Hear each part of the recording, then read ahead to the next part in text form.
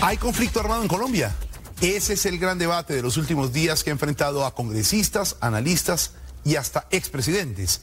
Durante los 8 años de su gobierno, el expresidente Álvaro Uribe Vélez nunca reconoció la existencia de un conflicto armado y siempre se mantuvo en su posición de que lo que hay en Colombia es una amenaza por parte de grupos terroristas. El presidente Juan Manuel Santos piensa diferente y con el apoyo de la bancada de la Unidad Nacional logró incluir en el texto de la Ley de Víctimas la expresión conflicto armado interno. Inmediatamente, el expresidente Uribe trinó cuestionando esa postura. Se reunió con la bancada uribista y hasta defendió su postura en espacios radiales frente a otros expresidentes, como Ernesto Samper, con quien sostuvo un fuerte rifirrafe al respecto. Samper argumentó que la inclusión de este término en la Ley de Víctimas puede ser una salida a la guerra que vive el país. Pues hoy Gustavo Gómez buscó la voz de otro expresidente, Andrés Pastrana, a quien el tema no lo trasnocha, pero asegura que desde hace 50 años el país sí vive un conflicto armado. Es decir, coincide con la tesis de Santos y dice estar seguro de que este gobierno terminará dialogando con las FARC para buscar un proceso de paz. Gustavo Gómez entra al radar. Esta es una semana muy movida y le agradezco mucho que esté con nosotros en el radar. Muy movida porque estamos todos en conflicto interno, por lo menos en lo que tiene que ver con lo verbal. Ahí estuvimos escuchando hace poco a 2 expresidentes, Samper y Uribe, desgastándose un poquito en radio con esa definición del conflicto interno. ¿A usted también lo trasnocha o no? Bueno, yo digo que esa discusión del presidente Uribe y del presidente Samper era del poder popular, ¿cierto? Y yo creo que eso lo conocemos el país. A mí ese tema no me trasnocha. El conflicto interno, yo creo que hay un reconocimiento de todo el país. Llevamos más de 50 años de conflicto en Colombia. Y yo no coincido con la tesis del expresidente Uribe cuando dice que puede haber reconocimiento internacional al terrorismo. ¿Y por qué se lo digo, Gustavo? Esa es la preocupación de él, ¿no? Claro, pero ¿por qué lo digo? Está tan molesto? Nosotros, 10 millones de colombianos, nos dijeron que tenemos que dialogar con la guerrilla. Dialogamos con la guerrilla y terminó en la lista de terroristas de Europa y de Estados Unidos al finalizar mi gobierno, cuando con la ayuda de los Estados Unidos y de Europa metimos a la FARC en la lista de terroristas. Ahora, una de las cosas claves para esa preocupación del presidente Uribe es que se dieran algunos fenómenos como, por ejemplo, que la guerrilla dominara completamente algún tipo de territorio. ¿En MeToo se trató de hacer eso o no? A ver, lo de MeToo yo creo que es el operativo militar más importante, 1998, que se ha hecho por parte del ejército colombiano. ¿Por qué? Porque la guerrilla durante más de 40 años venía en lo que se ha denominado la guerra de guerrillas. Y ellos querían cambiar de guerra de guerrillas a guerra territorial, a empezar a tener influencia sobre el territorio. Esa derrota del ejército de Colombia en el año 98 en MeToo cambió totalmente en conflicto en Colombia y yo creo que eso es lo que tenemos que entender. ¿Hay un conflicto interno entonces del presidente Uribe con el país o con algunos sectores? ¿Está muy alterado con este tema o no? A ver, yo lo que creo de verdad, Gustavo, es que lo que me preocupa del expresidente Uribe es que debajo del tapete de la seguridad democrática que conocemos en los últimos años, cuando hemos levantado el tapete hemos encontrado la mayor corrupción en Colombia. Entonces lo que yo digo, hoy tenemos un expresidente, al expresidente Uribe, en lugar de estar defendiendo sus políticas, defendiendo funcionarios.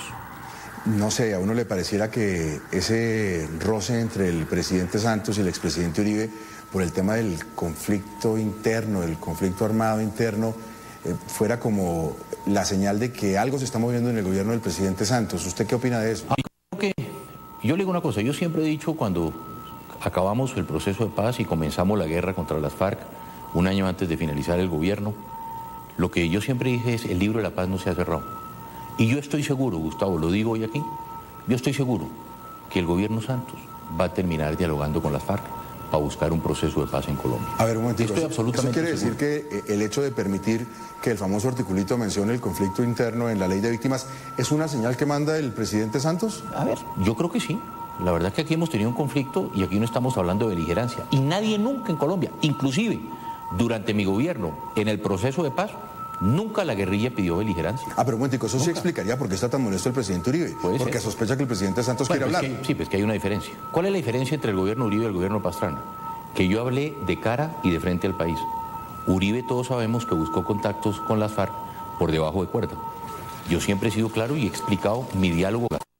¿Qué fue lo que se hizo? Si usted revisa, hay más de 20 libros con todos los acuerdos, todas las reuniones de la FARC que están publicados por la Presidencia de la República.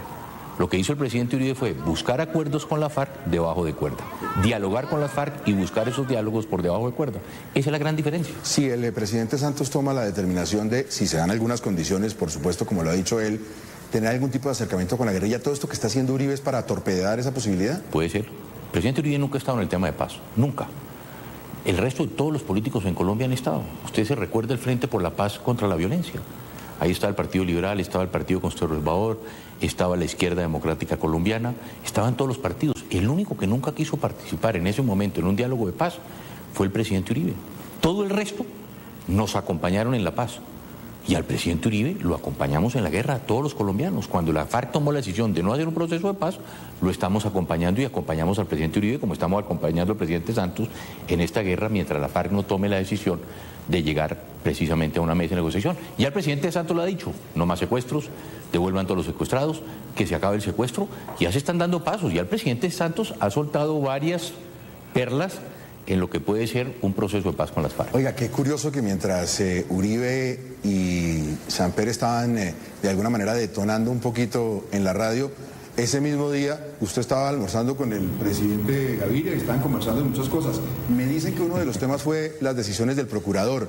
¿Hay alguna preocupación de parte de ustedes de que el procurador esté fallando más en cuestiones que tengan que ver con sus puntos de vista que en derecho?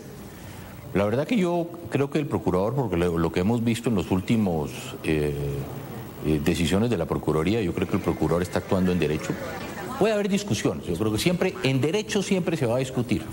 Con el presidente Gaviria hablamos de varios temas, en unos coincidíamos y en otros discrepábamos de las decisiones del procurador.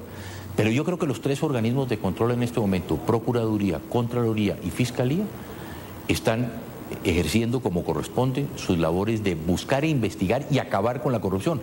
Porque de verdad, yo creo que hoy los colombianos estamos absolutamente impactados del tema de la corrupción que se ha destapado del gobierno anterior del presidente Uribe. Claro, es que ahí volvemos con la corrupción al tema del expresidente Uribe y llegamos a los Nule.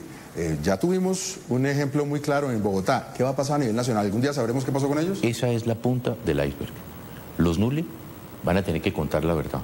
Lo de Bogotá es apenas el comienzo. Nos tiene que contar qué pasó con los contratos a nivel nacional, qué ha pasado con todos los contratos que ellos tenían, quiénes fueron, si hay o no hay gobernadores, ministros, exalcaldes, altos funcionarios del gobierno anterior. Lo vamos a tener que conocer, porque si verdaderamente los Nule quieren acogerse a un proceso en que busquen reducción de pena con la justicia, van a tener que contar la verdad.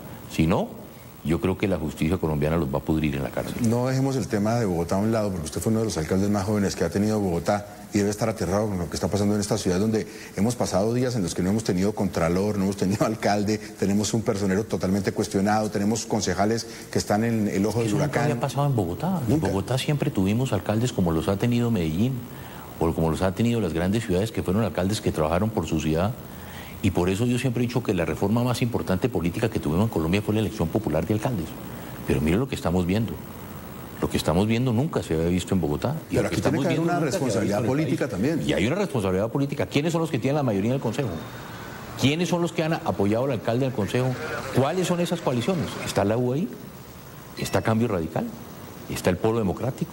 ¿Quiénes son los que tienen la responsabilidad de haber tapado todas estas cosas y de haber respaldado una administración que es lo que estamos viendo hoy en día en detrimento de todos los bogotanos? ¿El partido de la U todavía se llama partido de la U o debería llamarse? A ver, yo creo que lo que pasó hace 2 días en la escuela de policía con las declaraciones del presidente Uribe y lo que pasó ayer en la reunión de Palacio con el presidente Santos, yo creo, Gustavo, que lo que es claro es que el partido de la U pasó de ser el partido de la U a ser el partido de la S. Eso ya quedó claro. Es la S de Santos, supone uno. Exacto. Caramba. ¿Y el Partido Conservador cómo anda? Está muy alejado. Muy ¿no? mal, muy alejado. Yo creo que estamos viendo lo que yo he dicho, lo que siempre he dicho. Un partido que definitivamente se dedicó fue a los puesticos, a las cosas pequeñas, a la corrupción. Fíjese usted lo que está sucediendo al interior del partido, cuántos senadores, cuántos representantes hoy están acusados precisamente de corrupción con el anterior gobierno, con el gobierno del presidente Uribe. Por lo tanto, ese no es el Partido Conservador. El Partido Conservador, lo que he dicho yo, tiene que renovarse, tiene que cambiarse, buscar una estructura distinta, porque hoy es un partido parlamentario. Mientras que sean los parlamentarios los que manejen el partido, va a continuar sucediendo lo que hasta hoy ha sucedido. Oiga, le quiero preguntar por un hecho muy puntual que llamó la atención alrededor del mundo, y es el del Centro de Estudios británico que hizo el análisis de los correos de Raúl Reyes. El doctor José Obdulio Gaviria, que ahora dice fungir de periodista, reveló públicamente que los documentos se le habían entregado de parte de un funcionario de gobierno a estos señores para que hicieran la investigación. ¿Qué opinión le merece todo ese episodio? A ver, a mí me sigue pareciendo muy curioso. ¿Y por qué lo digo, Gustavo? Porque hasta ahora en Colombia no hemos tenido ningún avance en esas investigaciones. Yo la pregunta que nos hacemos los colombianos, ¿esos documentos los tiene la Fiscalía? ¿Esos documentos quién los tiene? Inclusive, porque, y se lo hablo ya en el caso personal, se habla de amenazas de vida contra mi vida en España. Claro.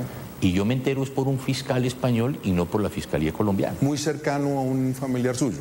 No lo conocía. Tuve oportunidad de dialogar con el fiscal la semana pasada, hace un mes en España. Ah, conversaron. Conversamos, yo le fui a preguntar, oiga, ¿qué ha pasado? De verdad había un atentado contra Andrés Pastrana, ¿qué estaba pasando? Y tuve oportunidad de compartir con él, con el señor fiscal. Pero ¿qué estamos viendo aquí? Que es que todas estas investigaciones vienen de por fuera y no vienen de por dentro. Estas investigaciones son de jueces del extranjero y no jueces colombianos.